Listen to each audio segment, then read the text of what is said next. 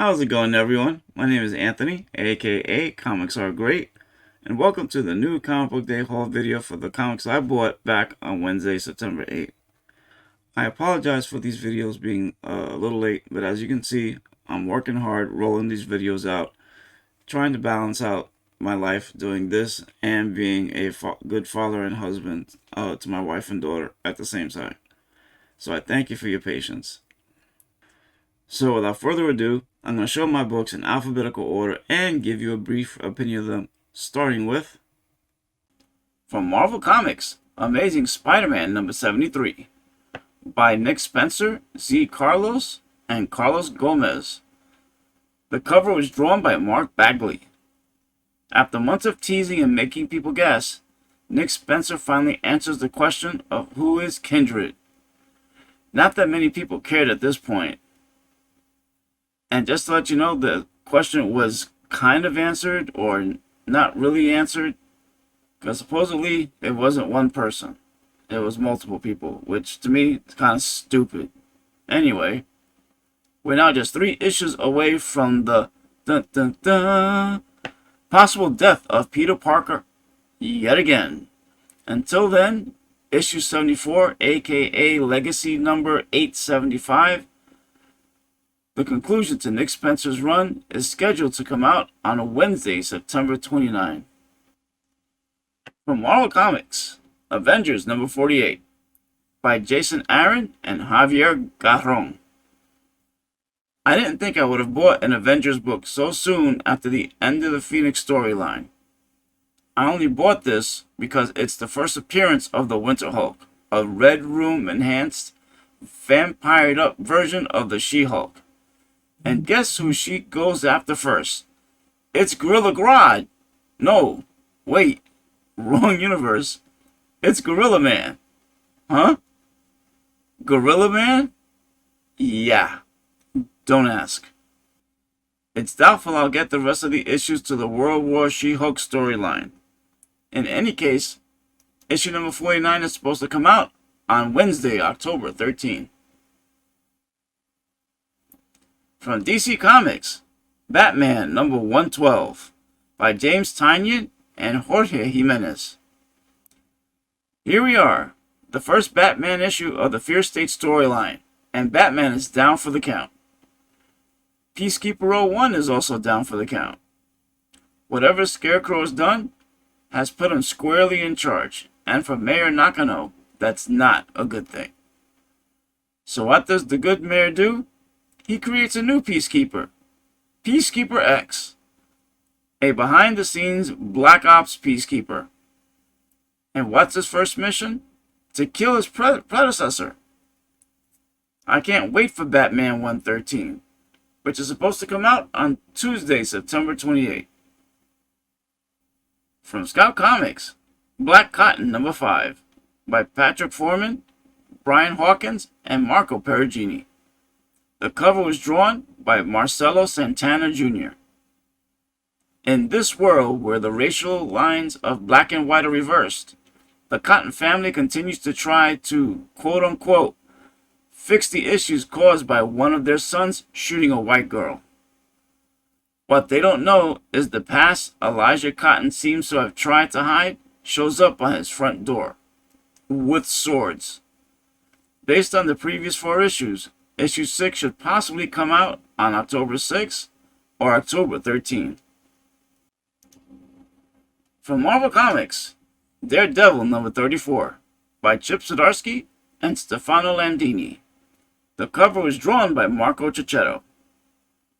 This is part 4 of the Lockdown storyline, where 2 stories are running side by side. In story 1, Matt Murdock takes control of the prison, and in story 2, Lady Daredevil goes out to battle multiple bullseyes. Matt eventually finds out that Bullseye's on the loose, and he heads out to find him. At the same time, Lady Daredevil gets help from an unlikely source. Issue 35 comes out on Wednesday, October 27. From Marvel Comics, Defenders number 2 by Al Ewing and Javier Rodriguez. Last issue, the Masked Raider asked Doctor Strange for help against Carlos Zota, a rogue scientist. The good doctor kidnapped 3 people that he felt could help as a new team of defenders: the Silver Surfer, Betty Ross, and Cloud. Where do they wind up going? To Toa, the birthplace of Galactus the Great Devourer, which is currently being devoured by the current devourer known as Omnimax. While they receive help from an unexpected person, it's not long before they wind up going further back in time. To when, you ask? You'll have to find out on Wednesday, October 6th. From Boom Studios, Eve number 5, by Victor Laval and Joe Ming-Young. The cover was drawn by Ariel Anandito. This last issue was not exactly what I was expecting, but I thought it was an interesting ending to the story as a whole. Since man destroyed the world, it took a kid with some help from her parents to save it. What I like is that it took time to save the world. Not overnight, not the rubbing of a magic lamp, and not with the snap of a finger either. Outside of the story, what I found most interesting is that the author of the series is from the Boogie Down Bronx. I look forward to Mr. LaSalle's next story and hope it's just as interesting, but with a lot more action.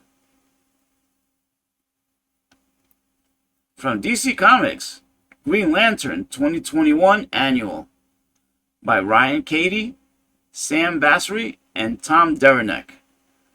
The cover was drawn by David Nakayama. I'm really not one for buying annuals, but this one I had to get because, 1. Jessica Cruz, who's the latest member of the Green Lantern Corps, is now a member of the Sinestro Corps. And most of the time, that's not a good thing. And 2. The awesome cover of Jessica Cruz in her new uniform is drawn by David Nakayama. If you've watched my previous videos, you know that I bought about 7 variant covers that were drawn by him over the past 6 weeks. I think he's become the artist that I have the most covers drawn by over the last 2 to 3 months. Keep up the great work, Mr. Nakayama. From Image Comics, The Me You Love in the Dark number 1, by Scotty Young and Jorge Corona. I love black and white covers, especially when the shadows, like in this cover, are a part of it.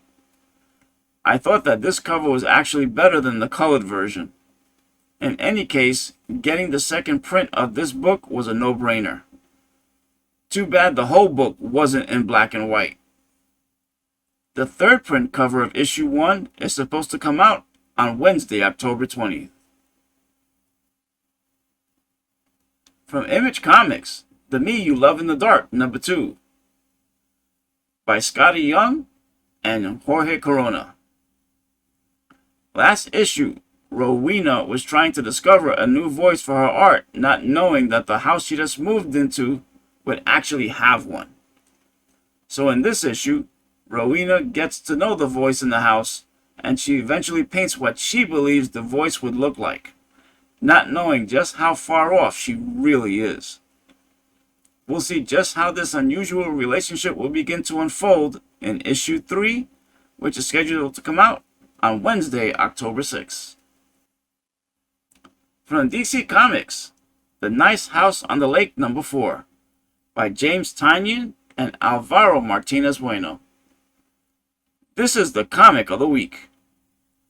As the people in Walter's house begin to slowly get on each other's nerves during the first month together, one of them begins to get tired of life in this rather beautiful house that's starting to feel like a prison. As David begins to try to escape this prison, he makes a startling discovery. None of them can die. Next issue, which comes out on Tuesday, October 5th, I hope to see just how freaked out the tenants of the house begin to get at the thought of the possible immortality in a not-so-big house. From AWA Upshot, Not All Robots number 2, by Mark Russell and Mike Deodato Jr. The cover was drawn by Raza. At the beginning of the issue, We learn that the robots, quote unquote, killed 200,000 people, but they don't see it that way. On top of that, the family central to the story really starts to feel paranoid over their housebot and doesn't feel safe with it around. An ultimatum eventually gets issued, and you also see a group of people get together to form a resistance. I'm definitely looking forward to issue 3 of this series, which comes out on Wednesday, October 20th.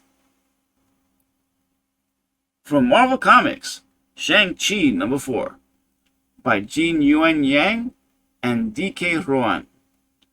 The cover was drawn by Lionel Francis Yu. In this 4th issue, Shang-Chi and his team, the Five Weapon Society, wind up in conflict with the first family of comics, the Fantastic Four. Shang-Chi has a recurring dream, and when he calls Reed Richards for help in getting to the negative zone and mentions the Five Weapon Society will be joining him, Reed Richards immediately says, "No, no way, forget it, niet, nunca, Well, you get the idea. So what does Shang-Chi do? He proceeds to break into Reed's lab to borrow the equipment. With Shang-Chi coming into conflict with a different Marvel hero these last 4 issues, I wonder who he's going to face off on October 13 when issue 5 comes out. From IDW Publishing, Star Wars Adventures number 9, by Michael Morrissey and Michael Avon Aiming. The cover was drawn by Francisco Francavilla. In this fairly new Star Wars Adventures universe, this issue is the first appearance of Boba Fett. And who does he face off against? Han Solo. I decided to get the 1 in 10 retailer incentive cover just in case there's interest and the value goes up. Issue 10 is supposed to come out on Wednesday, September 29. From Marvel Comics, Star Wars The High Republic number 7, by Cavan Scott and George Jonti. The cover was drawn by Phil Noto. Basically, this comic is the second print of issue 7, which has 2 important first appearances. Orla Jarani, who is a Jedi Wayseeker, and Darth Krall, a Sith Lord and a major bad guy in this new High Republic universe. Issue 10 is scheduled to come out on Wednesday, October 20. From DC Comics, Suicide Squad Get Joker number 2, by Brian Azzarello and Alex Maleev. The cover was drawn by George Fornes. This is the cover of the week. This is part 2 of a 3-issue series. Because Amanda Waller is possibly dead, the Joker gets his hands on the Black Box, the weapon that can kill the Red Hood and the rest of the Suicide Squad. So they meet up with the Joker where everything goes upside down. Before they know it, more members are dead, and Peacemaker shows up with some of the deadliest assassins around. So are the Red Hood and the rest of his squad saved, or up the creek without a paddle? We'll find out in the last issue, which comes out on Tuesday, October 5th. From DC Comics, Superman, Son of Kal-El number 1, by Tom Taylor and John Timms. This issue is the reprint of the sold-out first issue of Superman, Son of Kal-El. What DC decided to do was take the last panel of issue 1 and turn it into a beautiful reprint cover. The next issue scheduled to come out is issue 4 on Tuesday, October 19.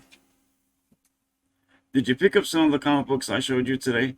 If so, please let me know which ones and if you agreed with what I had to say in the comments below. If you like the content of this video, a thumbs up would be, in the words of Ted from Bill and Ted's Adventure, outstanding. Don't forget to subscribe to my channel so you know when I post my videos on a more regular basis. Just to let you know, I tend to be on live with the New York Warriors on their Coffee and Comics show on Saturday mornings at 9 a.m. Eastern, 6 a.m. Pacific, and also at Team Nerd Herd on Sunday evenings on their comic topic show, which is at 10 p.m. Eastern, 7 p.m. Pacific. You can find the links to their individual YouTube channels down below. So thanks for stopping by today. I really do appreciate the time that you spent watching this video. So from my family to yours, remember, comics are great, and so are you. Later.